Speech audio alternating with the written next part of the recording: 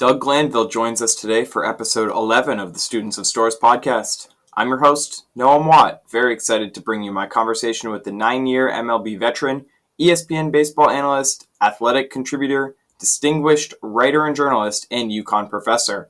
On behalf of UCTV Sports, we are very excited to begin working with Professor Glanville, a partnership that will continue through the year as he will join us for podcasts, shows, and other appearances on the intersection between sports and everyday life, including conversations around racial justice, social inequalities, and other pertinent off-the-field issues in sports. On today's episode, we dive right in and break down some of the activism we have seen from athletes in the months since George Floyd's death, as well as what UConn alum Maya Moore did during her year off from the WNBA, and much more. Stay tuned. Coming up next is my conversation with Doug Glanville on episode 11 of the Students of Storrs podcast.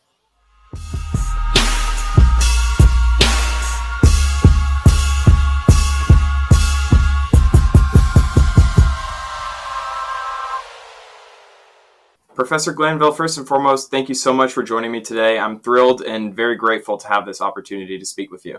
These past few months have obviously been life-altering in many aspects, but today I'd like to talk to you about athlete activism in the wake of George Floyd's death, because I believe that right now we're in such a crucial time to make changes to our society that has many flaws, and right now athletes are leading the charge in many aspects.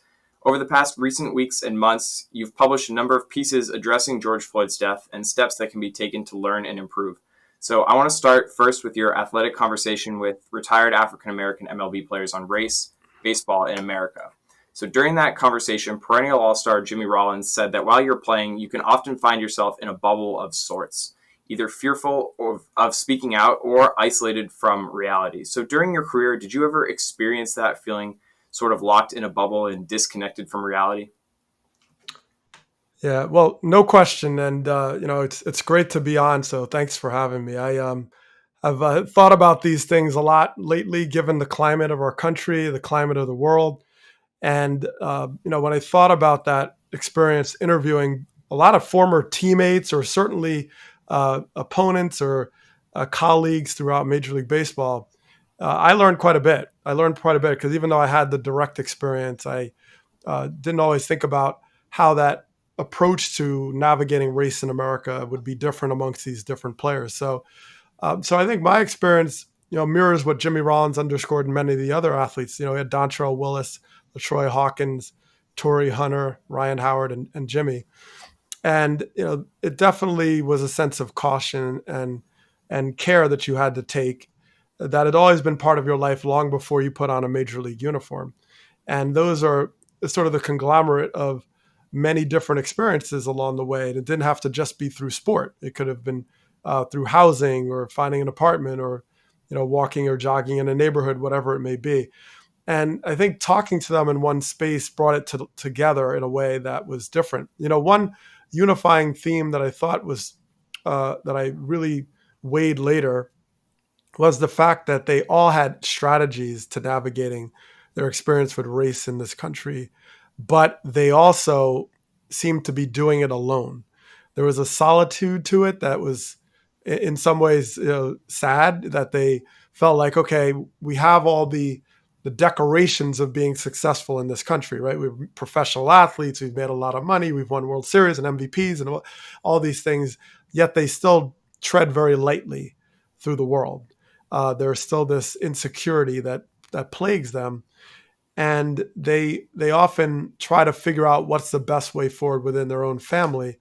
And those approaches aren't necessarily the same. I mean, LaTroy Hawkins was strategic. Anytime he moved into a new neighborhood, he would go meet the local police department and make sure that they knew where he lived so that if he was jogging and out and about, he'd be safe. And all these strategies. So it definitely reflected some of my experiences and the way that you carry this burden with you. I think it was very revealed to me when I played in winter ball in Puerto Rico. And I was in an environment that I felt almost like a weight was off my shoulder because there was a different dynamic with race there that I hadn't experienced in that everyday dialogue or dynamic. So therefore, it was in some ways liberating. So I want to get back to that in a little bit with regards to WNBA, and you talked about going at it alone. there's a really good example of teammates sticking together. But before we do that, there's a lot of players who actually have decided to sit out of the professional returns to play, another bubble of sorts, because they've decided instead to focus on pursuing social justice. So, we saw a lot of tremendous action from NBA players during the Black Lives Matter protests. There was Jaylen Brown driving 15 hours to Atlanta to lead a peaceful march. There were athletes across the league who really stepped up and took leadership roles in these peaceful protests. So what were your thoughts on that in terms of, different athletes from around the league, not necessarily doing it together, but having that sort of camaraderie? And then also your thoughts on how the return to play will affect the movement, including NBA players being allowed to have certain messages on their jerseys. Yeah, well, absolutely. Well, you think of it that many players in the WNBA were leaders in this time, and before, and in some ways took greater risk in terms of their careers. They didn't make a lot of money. There was fines levied that eventually were reversed, but they've set the tone in so many ways. Maya Moore, you mentioned, to the bravery and what it takes to really challenge the status quo that is tremendously inequitable. And so there are athletes, when you think about Maya Moore or others, that I believe was Renee Montgomery, who also is taking a year or time off to engage on these social issues.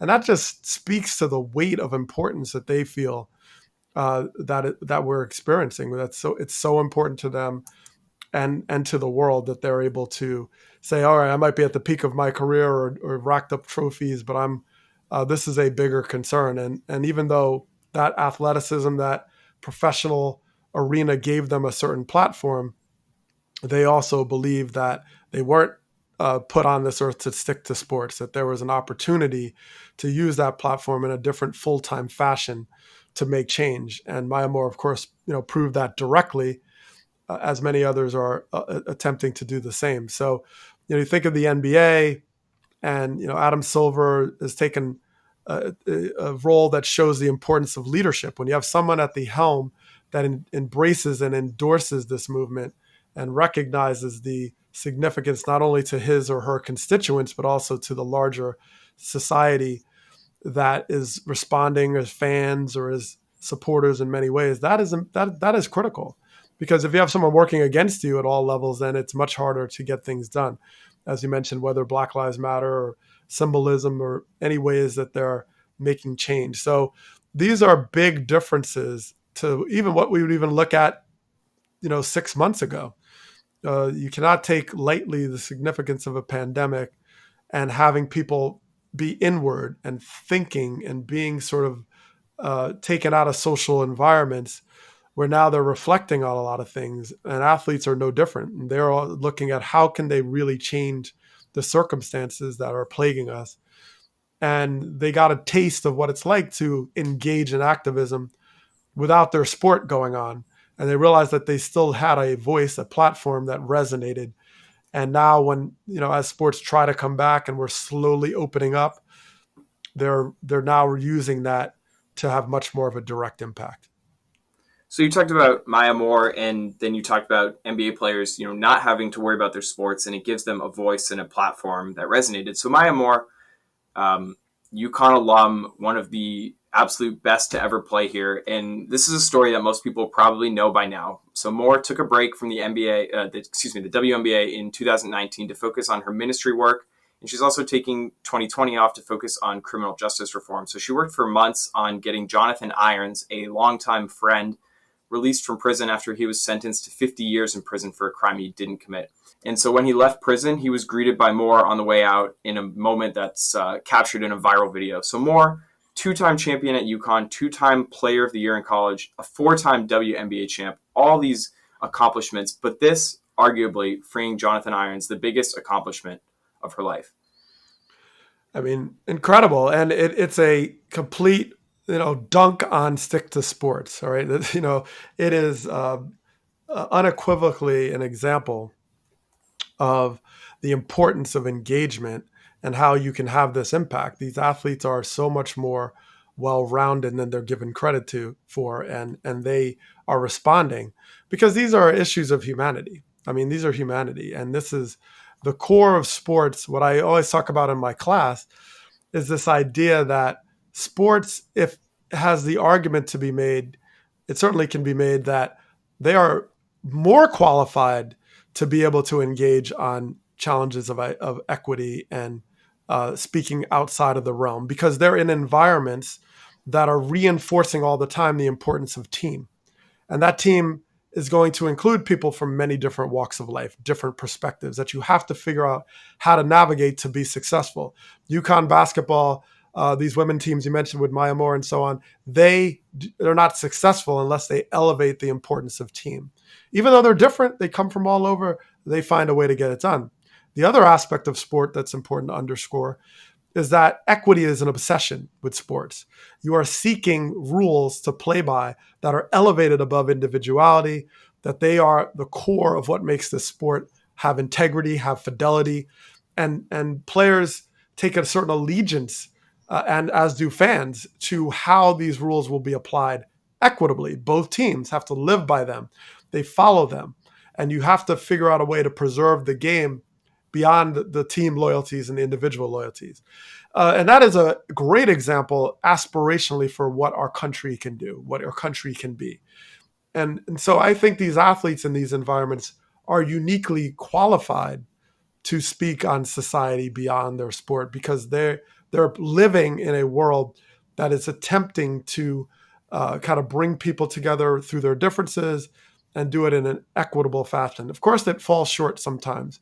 Of course, there's PEDs in baseball and there's other things, but it's still a goal that's reinforced on a daily basis. That is a great example for the larger audience and to the rest of our world. So sticking with the WNBA, and you talk about in sports equity is an obsession. The Atlanta Dream, there was an incident, I think last week, where Atlanta Dream owner Kelly Loeffler, who's also a Republican U.S. Senator from Georgia, she caught a ton of flack from WNBA players, including her own team, after she objected to the WNBA's plans to honor the Black Lives Matter movement in their return to play. So players on the Dream then came together, put together this joint statement. And like you talked about with the MLB players, oftentimes it was sort of going at it alone. Here the players came together. They put together a joint statement saying they were unified in the movement for Black Lives Matter and that it wasn't a political statement. It was, like you said, a passion for equity, that all people should be treated equally. So as a former professional player, did you ever find it difficult to speak up to statements or action from the front office for fear of losing your job? And if so, was it helpful to have teammates on your side in those situations? Well, no doubt. I mean, more direct sort of experiences along the lines of labor. I was the player rep for the Major League Baseball Players Association for all the teams I played for. And I also served on the executive subcommittee alongside Executive Director Don Fear to work on all the policies and negotiations. So that in and of itself, taking on that role as sort of a union rep, so to speak, it was a little bit dicey at times. You felt like, well, are you the rabble rouser, right? So you can imagine that's through labor.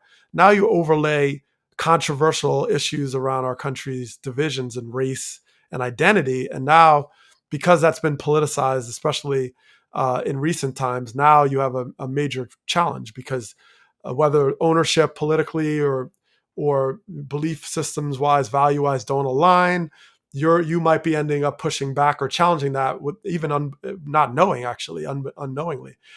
So that is a scary place to be. And so when you don't have the quantity on one end because you don't have a large constituency of black players, for example, in baseball, it's under 8% at this point, and you don't feel like you have the cultural environment to be able to engage in a way that's not going to be consequential to your career or something, then no, you're going to feel very reluctant to speak on things in a certain way. You're certainly going to be more, you're going to be more likely to wait until you reach a certain place in your career where you're on more stable footing.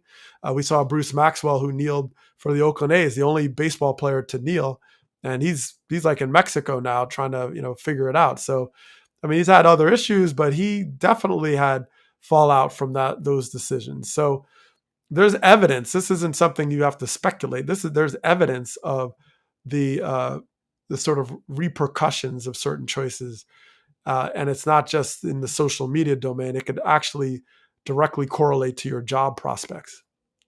You went from being a player and a player rep at the same time to working as an analyst at ESPN and now a professor, a journalist, the whole nine yards. Did you feel that your voice became more powerful since you were a professional athlete, or do you feel that you've been able to learn more or engage more in these difficult conversations, or just in broadening your perspective since you were a player? Yeah, it's an excellent question. I mean, I think of it this way. I have always sort of approached life in a certain way because I grew up in a town in Teaneck, New Jersey, that voluntarily desegregated in the early to mid '60s. And that set the tone. I was born in 1970, and it set the tone for working with so many different kinds of people for an inclusive society. And it wasn't just a statement on Twitter. It was our life's work as a community because we weren't that popular in our surrounding towns.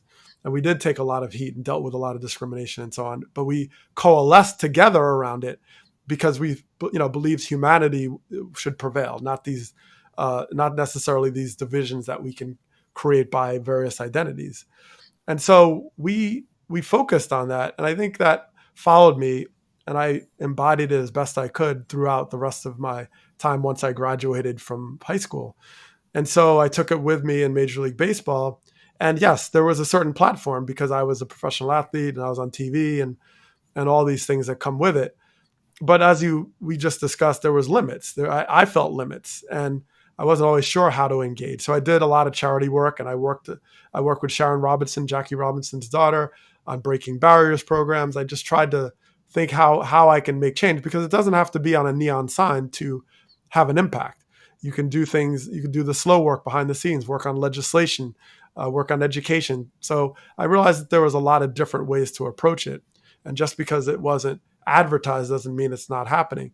And then when I transitioned, I started to feel the power of the pen. Really, the first article I wrote for ESPN.com about steroids, which eventually I wrote further for the New York Times, I started to see another avenue by which I could actually reach these goals in terms of communicating on issues of race and what our goals are as a nation. So I've found since then, in some ways, that's been had a greater impact because part of it was what I've gained command on in terms of the skills of communication. Part of it is just coming into my own as to what I am able to do and capable of doing and what I'll challenge. Because even as a ball player, you're young and you kind of don't always know the best ways to communicate. I'm just doing interviews, right? I'm not necessarily driving or moderating the conversation. So now I have something I'm very happy with and proud of, about many different, as you mentioned, many different forums by which to engage. I engage in the university level, in the institutions of knowledge, but also have students that help me actually understand more due to their experiences, mostly 18 to 22 years old. And then I work in media and found these different outlets by which I can write and communicate and be on TV and discuss issues, even though a lot of the stick to sports sometimes was a driver. And I've been able to bring that all together under sort of one house. And I found it to be highly effective, highly purposeful, and I have a great passion for it. And it really helps me express the things I care about. But at the core of it is understanding and bringing people together. But I have to express that I do that through very difficult subjects. We have to challenge these difficult subjects, and maybe leads into difficult conversations, but they're important if we're ever going to move forward. Right. And we're going to be hopefully having a number of these difficult, challenging, push yourself conversations over the coming months. Once we're back at school, you'll be joining us for some shows, some segments with UCTV Sports, and also at UConn this semester. You'll be teaching sport and society in the sport management department. So I personally am very lucky to be enrolled in this course for the coming semester because, honestly, with all that's going on, it's going to be as relevant or more relevant than ever. So can you just talk to me a little bit about this course in general, and then sort of how you're thinking about making it different for this semester rather than any other. Well, no doubt. I This course came. I was at ESPN for a long time, and I was actually part of a wave of layoffs in 2017. And in some ways, that was the best thing to happen with respect to what I'm doing now on these issues of sport and society, because I took the time to write down a lot of subjects that I wanted to always dive into, but didn't really have the time, bandwidth, or platform or whatever it was. So I started to write these down. And eventually I met the commissioner of baseball, Rob Manfred, met with the Major League Baseball Players Association, went to the Major League Baseball rookie development camp, and started to flush it out. And the more I looked at it, if it wasn't something that could support, in particular baseball, but athletes as almost a curriculum to being an activist in sports, it also, I said, well, it certainly is a course. There's something here. So I started to drive around the state of Connecticut and others to pitch it. And I made a lot of headway. I was at Harvard, Yale, wherever. And eventually I went back to my alma mater at Penn and said, I'd like to see if I can teach this. And they were very receptive. So it became a communications course. Then it went to Yale and more of a political science, African American studies course. And then it led over to the UConn Opportunity in Sport Management. But the through line between all those versions was this idea of looking at sport and its role in society that goes through sort of the perspectives of media and communication, through the athletes themselves as sort of their individual platforms, the teams. It also looks at the legal implications, what laws are being challenged, First Amendment, 14th Amendment, due process, and so on. It also looks at the political ramifications, and of course, history brings it to the present. So those elements started to shape this course. And one example of what will change, I guess, in this curriculum is, maybe much to the consternation of my students, I added an assignment after we could see that the semester was not going to continue with the pandemic. And it was a 4-page paper on the world without sports, a little bit more editorial space to get into it. But I wanted to look at that. And it was so interesting because there was this bifurcation, this idea that, okay, well, look, all these athletes are talking about non-sports related issues around the pandemic. It's survival. We're engaging. We're building social circles. We're discussing these issues around the pandemic, what to do. We're entertaining, but we're also being sort of activists in support. For example, athletes that were helping not essential workers, or helping people who are working at the stadiums keep their jobs, things like that. So we saw the activist athlete. It was just on subject matter that was more acceptable, I guess you could say. It's like, okay, you could talk about that. You're not sticking to sports, but you could talk about survival, pandemic. Of course, we're all in this together. But what started to shift is that maybe the media lens more than all was pointed away from a lot of the identity-based activism, right? Because we were so concerned about our survival. And I think as one, the athletes started to get more comfortable engaging more on these in this way. I think two, as our country started to slowly open up and work towards normal, we started to see the inequities that were there all along, whether it be to race or who's affected by COVID-19 or policing or whatever. That started to come to light. And I think the ultimate collision was George Floyd. That was sort of that moment that sort of turned everything to say, wait a minute, we're in a pandemic, and this has not changed the culture to see us in the same light of humanity. We're still dealing with these divisions in ways that are fatal in many cases. And we have to now really unearth this. And I think that was the moment. So I think a lot of students were trying to see, like, where is this going to go when we do get to normal? Are we going to act like these things didn't exist because the pandemic made us forget it? Or are we actually going to dive deeper? And I think we're diving deeper. Right. And one of the big pushes for, getting sports back was giving people some sort of entertainment or getting life back to normal. But the challenge or the drawback with that is, are we taking away from the important conversations that we need to have so that when life does get back to normal, we don't just pretend that all this didn't happen? So in your essay, another essay you wrote called The Comma Effect, you write that You saw the beauty of sport and its potential to unify and teach society about the power of team. And I think that's incredibly relevant right now.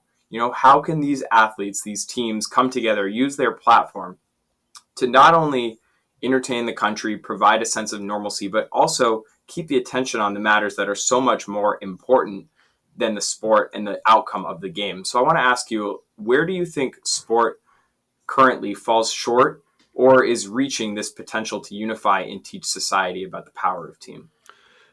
Well, there's many ways. I mean, for starters, I outlined 5 things that Major League Baseball can do right now to address systemic racism, and I think that in that is some of the questions you raise.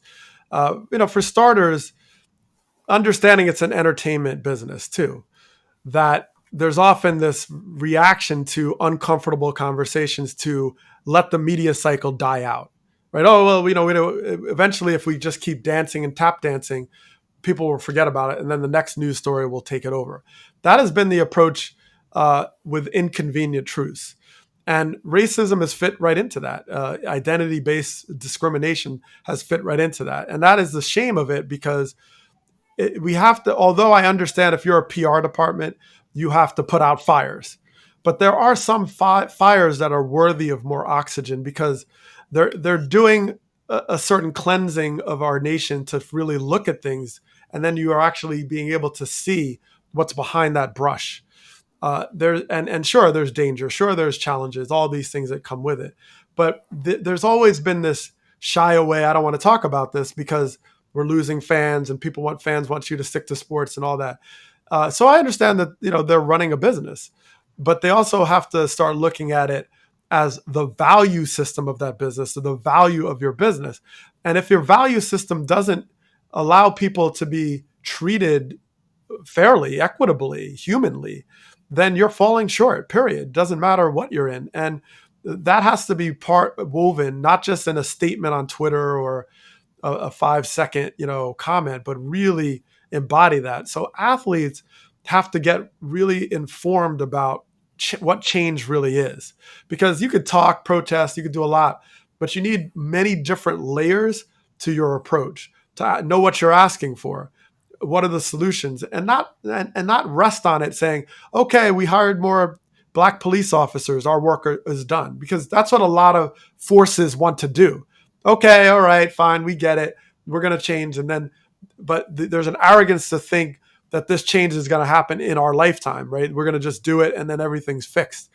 And so part of the motivation that I had, for example, in the article, is just expressing there is no normal for me in that standpoint. My normal is always going around through life feeling compromised. That's my normal, and I'm turning 50 years old. So and so there's a need to share and really go backwards a little bit through history and acknowledge what we're facing. We have to acknowledge that. And I think that acknowledgement is really part of the steps. Look, the Boston Red Sox issued a statement that was very important. Even though it was words, they said, this is real. They acknowledged Torrey Hunter. They acknowledged Adam Jones. They acknowledge that this stuff happens. And that is important, because just getting to that point of acknowledgement is a key part of taking a step forward, because part of my experience is denied all the time. Well, no, you didn't see that. That's not what it was. You're overreacting. All that. That's part of my life, defending and relitigating my experience with race instead of coming. You see that, for example, that cultural weakness in our society around Me Too. It's all denial and, oh no, this was false, all that, until actually, instead of recognizing like, this is a truth, this is the truth. And we have to get through this to figure out, okay, what do we do next? So there's a big step in there for athletes to become informed, understand what the manifesto looks like about, okay, what are we asking for? And actually have this retrospective also, because you want to have a development, I believe, a development approach to this. So you're bringing everybody to the table and you're extending that table, because everyone needs to be involved to make this a sustainable change. As Brenda Tracy says, she comes to part of my course the last 3 years. and she works a lot with sexual violence and harassment women on campus, particularly through sport. But she engages athletes. She doesn't say you're the enemy. She says, I'm inviting you to be part of the solution. And as she says, look, he said, if women were in power to get rid of this ill of society, it would be gone. But we have to now engage the fact that there's 90% of the men that don't engage in this type of practice and behavior, but they're silent. They're silent. So part of it is getting people who are really allies in this philosophically and belief, and having them feel the power to be able to engage and step forward. And so that's where the team comes into play. And that's going to be an important skill set for athletes, to bring people with them and not do this in isolation. So there's one line that really stood out from that itch, which was, some fires are worthy of more oxygen. And you talked about the media cycle and let it die down, because then we don't have to face the inconvenient truth of addressing it. And it's, in college athletics, it's a really tough line, because these students, they're not getting paid. So if they say something that some in power could view as controversial, then maybe they won't get drafted. They won't have a chance at their future in professional league. They won't have a chance at the money.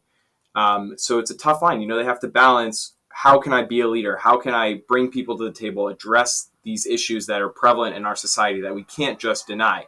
So after George Floyd's death, there were a number of, almost every school, team, coach made a statement in support of Black Lives Matter. But like you said, it was just a tweet or a 20-second statement. But some good news is, since then, the Big East, which UConn obviously just rejoined 2 weeks ago, they launched a call to action on anti-racism and social justice called Be the Change, as well as a group of 21 basketball assistants from the Big East formed Coaches for Action with a mission to use their platform to educate and bring awareness to social injustices. Now, these are mostly not, college athletes, but they're coaches and they're administrators.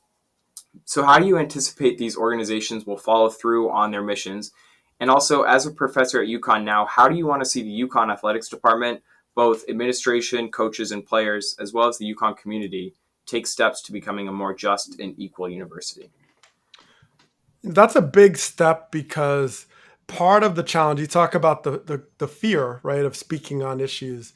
And look, I've had a long career, and I've had the luxury of perspective. I have children. I look at it in many different ways. And so I'm trying to imagine when I was 18, 19 years old, trying to navigate these complex issues. And like you said, what are the risks of your future? That's a big deal. And I think what is absolutely helpful and empowering is to have these institutions openly express their support and give that safe space, so that you can actually go through these experiences and learn through them without retaliation and repercussions and all these hidden ways that in some ways racism works, right? Oh yeah, no, it's fine. You could say that. You could, and then, all these things start to happen to you. So I do think that part of being the change is being welcoming and open to the change, and recognizing that it is not linear. My first day of class, I always say to my students, look, this is safe space. We are going to say things, and you know what? We're not going to always say them perfectly. They're not going to come out right all the time, but we're learning. We're in a learning environment, and you should never lose that curiosity to be learning, even as you're advocating for these very challenging issues. So I say, yes, the institutional support is critical. The ability for institutions to recognize they have to be part of this change, and they have a tremendous amount of influence on how this actually happens. And so there's a humility also required to know that part of these institutions have been part of this legacy of discrimination or advantages for certain people and not others. There's been, and so recognizing that, okay, we're part of the system. How do we dismantle it in a way that's constructive and proactive?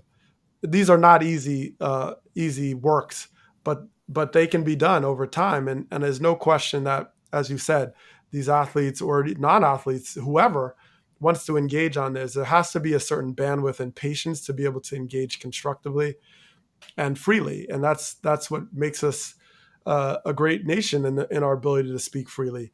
And so, yes, the universities have to support that. if they want real change. If you want to muzzle people, and I'm not talking about people spewing hate, and obviously we have to figure out the best ways forward on it, but we're talking about real constructive dialogue and honest dialogue. That's going to take time to build that trust, but they have to stick with it. So that actually brings me to my last question, and I know we're running up against the time barrier, and I want to let you go, but I don't think that we can have this conversation today without addressing some of what's been going on around the NFL. So obviously, everybody has their right to free speech, but like you said, you can't just say whatever. You can't just spew hatred. If you have that platform, you need to be putting out positive messages, messages of unity, of support, of positive change. So in the NFL, which is America's biggest league, they're not even trying to get started with play like other pro leagues, but there's been multiple news cycle events from them to unpack. It started with Drew Brees, reappeared with Deshaun Jackson last week, and then the Washington football team's recent decision just a couple days ago. So I want to start with Drew Brees, who came out with a controversial statement where he said he doesn't agree with anyone disrespecting the flag, before he then backtracked and appeared to show real remorse and personal growth. So when you look at a situation like that, does Brees deserve praise for learning from his mistake? Should he be criticized for not realizing the situation at hand, even after Colin Kaepernick first raised awareness? Or is there a different perspective you have on it? Well, I think part of the challenge we have now is, it is the social media culture that has its drawbacks. And this is kind of one of those examples, because so much of social media is about praise. It's in the form of likes and retweets and followers and all these, but there's a praise component that becomes a currency. And that currency is an illusion because it doesn't necessarily lead to truth or solutions or, there's weaknesses. Now, sure, the social media world has provided hashtags that have led to real movement, and there's absolutely power in it. But there's a lot of challenges and pitfalls to social media that we have to be mindful of. So I think to sum up Drew Brees, like for example, with Drew Brees, the first thing I did was go online and listen to the entire interview. Certainly more than the quote. I didn't react to the quote in isolation. I tried to get context. That's what's missing so much in society in general, but also in social media. Context. And that doesn't mean like what he said was great or I agree with it. It just provides some element of framework. I mean, maybe that's a professor in me, but we have to try to dive a little deeper than that and find out more. And so, Brees seemed to be seeking beyond that initial quote some semblance of things, symbols to unify around. He thought that was important. I understand that, even though maybe the education is these symbols don't mean the same for everybody, of course, and the American experiment is a work in progress, and it is fair to say it hasn't lived up to a lot of its tenets when it comes to the Black community, right? So that's a fair assessment, and it doesn't mean that people are giving up on it or saying that doesn't mean it has to be negative. It's just sort of a statement of where we are. So Brees, so I tried not to compartmentalize it so quickly. In fact, one thing I talked about is, I'm glad I didn't write an article off of day one of Drew Brees' quote, and because day two was very different, right? And that's what we need to give each other to learn, because there's so much assault and so much cancellation that even if the person would actually have rethought his or her position or their position, they are so under assault that defense mechanism kicks in, and they may actually retreat further away from where they could have gone if they had the bandwidth. And that's the danger of canceling everybody and all that. And look, I get that. Fine, you want to cancel, Nazism, or fine. I understand there's certain things that are so extreme, but we have to be careful of the lessons. We have to be very careful of the lessons that we also cancel with it. And there are cautionary tales, and not everybody is irretrievable. I think very few people are irretrievable. And that's an important distinction. So look, Drew Brees came back, and yeah, I'm not going to say, oh, he's insincere and all these things, but yes, it takes more than, a couple of meetings. I mean, this is a lifelong work. What he said was important, and it created an important discussion. And that is something that you have to be prepared for, because there's going to be consequences. You take a position, a stand, you need to be well versed, and people are going to attack you and all these things. And Drew Brees provided a lot of discussion. And yes, he took a lot of heat and he deserved to take heat, but he also, I thought, deserved the patience and the bandwidth to be able to hear further how he develops through it. So I think there's no question there's growth, but this is not going to be solved in a week or in a tweet or whatever. We have substantial work to do, and you need as many allies as you can. And I think it'd be a shame to eliminate people on one quote on Twitter, and that's half of what the person said, even if it is inflammatory. So that's interesting. You talked about cancel culture, and I think cancel culture relates directly to some of the pitfalls you've spoken about social media. Everybody is so quick to jump to conclusions, to take things out of context and blow them up and label a person as this or that because of the one thing that they did, whether it was wrong or right or ignorant or hateful. So almost the same exact thing, situation-wise happened with Deshaun Jackson. Different subject, but Deshaun Jackson posted an anti-Semitic quote wrongly attributed to Hitler. He initially defended himself. That defense mechanism kicked in, and actually Stephen Jackson supported him. But then in the recent days, Deshaun has had conversations with Holocaust survivors and pledged to visit Auschwitz, which is a concentration camp in Poland. So it's interesting, when a player like Breeze or Jackson, who are big names in the NFL, they make a mistake, two things can happen. One, people can say, oh, they're canceled, that's it. Or two, people can give them the space and education to learn and grow and have a shot at a second chance. Because like you said, you want to have as many allies in the fight against hatred as possible. And canceling somebody because of the one thing they said isn't always the best way to go at it.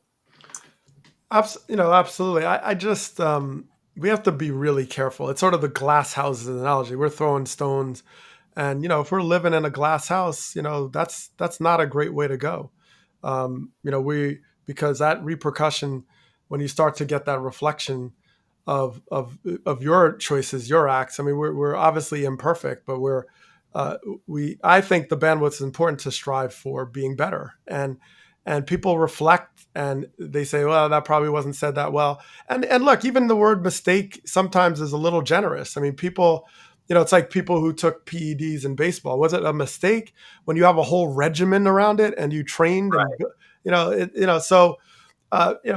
but I also am careful not to go so far to dive into deep in who their soul and their heart and everything about something they said in a sentence. I like to hear more. I tend to want to hear more. And I do think that's probably a more constructive way to go, to try to hear more. And maybe they double down and triple down or whatever. That's one thing, but it's worthwhile to at least have some patience with it.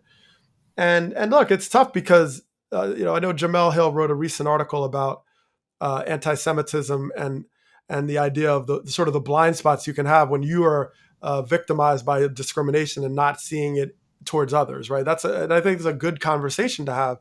My experience is different. My hometown had a large Jewish population, and my brothers and sisters who are Jewish were part of my life. They were just my teams, my graduating class friends. It was all through my life in a very intimate way since I was born. So yeah, I took some offense with the simplicity or the waving away of a group of people like that I go back to the civil rights movement, and I think it was Andrew Goodman, Michael Schwerner, who were killed in the Freedom Riders of Mississippi, in Philadelphia, Mississippi. And so there's been diverse groups of people on the front lines of civil rights movements all over the world since day one.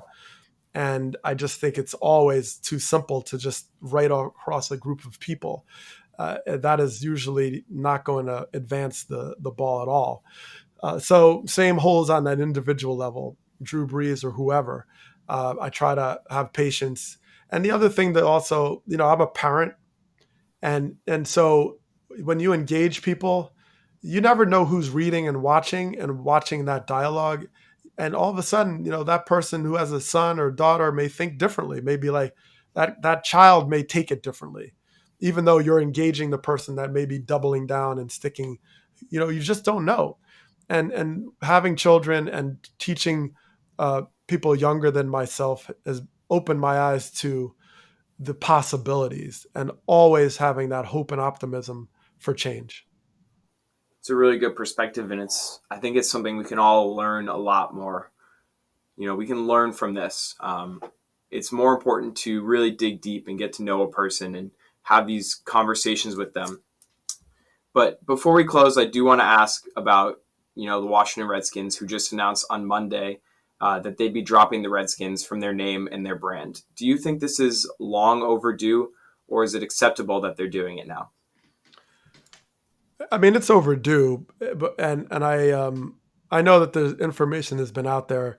This was sort of the power of power at work, right? All these very wealthy, valuable, expensive sponsors got on board, and that was really the straw that broke the camel's back. That was it.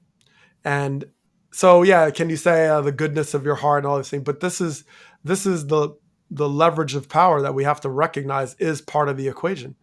And I use Eric Liu in my course, and I'm going to see if I get this right. But he says power concentrates, meaning that once you have it, it can double down, reinforce, and it kind of builds onto itself, and it has an exclusivity to it in its groupings. Power justifies itself. It tells stories of history that underscores the victors and who has the power to cast these people in a certain light. And so when you have that feedback and you feel untouchable, then yes, you're going to continue to say, well, whatever, I can still do this for whatever, my brand and all these things. And I think it took a large movement and the time that we're in for these changes to happen. And yes, is it symbolic? And yes, can you look at other teams and ask questions? Kansas City Chiefs, Atlanta Braves, Cleveland Indians, and so on. And they're all going to have to do deeper dives. But it's what's important about that story about these mascots and symbolism is that who had the power to frame what it meant in the first place. That's the power. That's one thing if you own it and you say this is what you're going to embrace. But this was had begun under the lens of a certain a power empowerment of a group of people saying this is how we're going to cast you. That's very different, and that's how it's been reinforced over the years. And sure, it's become a part of the social norm of the Washington community and all these things. But we're rethinking all these things, and that's what is, to me, that is very important. That each generation has the power, the bandwidth, the room, the lens, the perspective to shape how history defines their future. And you absolutely should go back and revisit, because that's what look, if I went back in my own career, just in my short time on this earth, and look back and say, oh, look at these decisions I make. And then now I look at it as a parent and a husband. Of course, I'm going to see history differently. And of course, I should go back and rethink those experiences.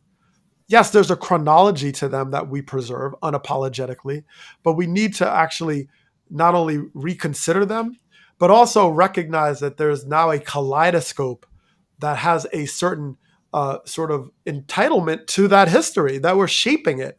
Now, all of a sudden, we look back at the land in the South and we say, well, wait a minute. What were slaves' contributions to that? Oh, well, the Transcontinental Railroad, whatever it is. Now we have I think, the positive benefit of getting more perspectives heard and seen to rethink and revisit history. That's his story. Who told the story? And so the final part of Eric Liu is power is infinite. We have to believe in that equation because it is a choice. Power is infinite. And if you see the world through a zero-sum game, if I give you something, I'm losing something. If you see it, then it's very difficult to advance the ball to include everybody, right? It's very difficult because you see it as finite. I'm giving you something, which of course you don't think at the time when you're saying that, how you got the power in the first place, on whose backs and who's next. So that's another question. But power is infinite. And when you believe in that, you are not threatened by the sharing of power because you see the team in the outcome. You see the fact that the women's basketball team at UConn are not 5 individual players on the court. No matter how talented they are, and they're talented, they see us working together and sharing creates a team and makes us better and makes us stronger than we ever could be individually. They can go further, and that is the key. So in that context, power being infinite, believing that if we uplift everyone's story, that we are better as a nation, as better as a community, and as better as human beings, then I think we're a long way already towards getting where we need to go to embrace and include all people. Professor Glanville, thank you so much for that perspective and for joining me today. I'm really excited for the future conversations we'll have as we continue to dig in and explore the omnipresent intersection of sports and society. Absolutely. Really appreciate you having me on. Hello to the University of Connecticut community out there, and looking forward to the upcoming semester. Me as well. Me as well. All right. Be well, and we'll talk soon. Absolutely. Take care of them. Thank you for tuning in to episode 11 of the Students of Storrs podcast. I hope you enjoyed my conversation with Professor Doug Glanville. We are looking forward to collaborating with him for many months to come and hope to continue to discuss important issues in sports with hopes of creating a better world. For Doug Glanville, I'm Noam. Have a great day.